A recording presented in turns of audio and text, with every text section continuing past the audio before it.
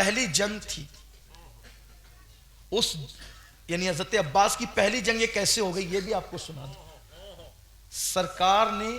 سرکار مولا کائنات نے جب اپنے پورے خاندان کے ساتھ جنگ میں شرکت کی تو سامنے کا لشکر بڑا کر و فر کے ساتھ آیا تھا. تو سرکار نے فرمایا علی کا کون بیٹا جائے گا, علی کا کون بیٹا جائے گا ان سے لڑنے کے لیے, میں چاہتا ہوں اکیلے کوئی جائے. علی کا کون بیٹا جائے گا اکیلے, کہ میں چاہتا ہوں اکیلا جائے. تو امام حسن اٹھے, ابا میں, بابا میں. حضور نے کہا میری بات پر تو نے توجہ نہیں دی بیٹے, حسن تو نے میری بات پہ توجہ نہیں دی. میں نے کہا علی کا کون بیٹا جائے گا, یہ نہیں کہا نبی کا کون بیٹا جائے گا. تم پیدا علی سے ہوئے ہو لیکن ہو اولاد محمد. حضور نے یہی تو کہا نا کہ میں ان کا عصبہ ہوں, میں ان کا نسب ہوں, میں ان کا عصب ہوں, اور حسن اور حسین میری بیٹی کے بیٹے ہیں, وہ میرے بیٹے ہیں. اور قرآن نے بھی اس کو کہہ دیا ابناءنا, ہمارے محبوب کہے ہمارے بیٹے. تو قرآن جنہیں نبی کا بیٹا کہے. اچھا قرآن نے نام نہیں لیا لیکن حضور نے دونوں کو ساتھ لے کر بتا دیا کہ بیٹے تو یہی دو ہیں میرے, بیٹے تو یہی دو ہیں. تو کہا کہ حسن میں نے نبی کا بیٹا نہیں کہا, میں نے علی کا بیٹا. تو تب حضرت عباس جو صرف 12 سال کے تھے کھڑے ہوئے کہا بابا میں جاؤں گا. اور تو نے کبھی لڑا تو نہیں ہے عباس, تو کیسے جائے گا. کہا میں جاؤں گا, علی کا بیٹا ہوں.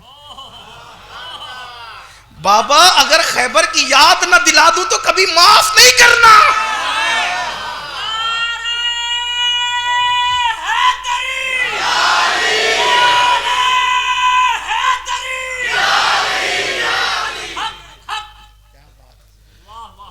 کہا ابا جی میں جاؤں گا. عباس 12 سال کا اور ہزاروں کا لشکر ہے سامنے, ابا میں جاؤں گا. کہا کہ تو نے کبھی لڑی نہیں ہے بیٹے جنگ.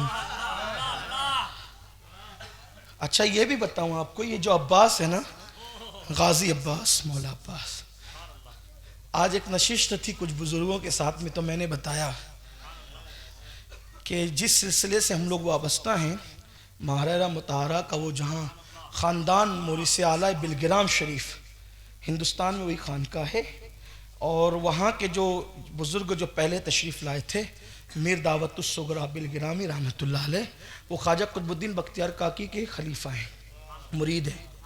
ان کی خانقاہ میں اب بھی حضرت عباس غازی کا علم کا اصل ٹکڑا ابھی بھی موجود ہے. مجھے وہاں کے ایک بزرگ ہیں انہوں نے بتایا, وہاں خاندان کے ایک بزرگ ہیں انہوں نے بتایا, میں نے انہی سے سنا کہ غازی عباس کے علم کا ٹکڑا اب بھی, اور اس علم کی خصوصیت اب بھی یہ ہے کہ اس علم وہ جب وہ غازی عباس پاک کے علم کو نکالا جاتا ہے تو اس وقت تو بندہ جو مراد مانگے سال پورا ہونے سے پہلے اس کی مراد پوری ہوتی ہے. حضرت یار جس کے ہاتھ کے علم کی برکت کا یہ حال ہے اس غازی عباس کی برکتوں کا حال ہے. تو غازی عباس کا ذکر ہو رہا ہے, جو مرادیں مانگنا ہے مانگ لیجیے. باب الحوائج کا ذکر ہو رہا ہے, قمر بنو ہاشم کا ذکر ہو رہا ہے, دل میں مرادیں لے کر کے سنیں. غازی عباس کا ذکر ہے, غازی عباس رضی اللہ تبارک و تعالی عنہ.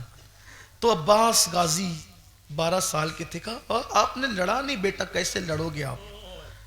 تو کہا نہیں ابا جی میں تو آپ کا بیٹا ہوں نا, تو میں خیبر کی یاد نہ دلا دوں تو آپ مجھے معاف نہ کرنا, منہ نہیں دکھاؤں گا آپ کو اگر یاد نہ دلا دوں. کہا پھر ٹھیک ہے ادھر میں تجھے سجاتا ہوں.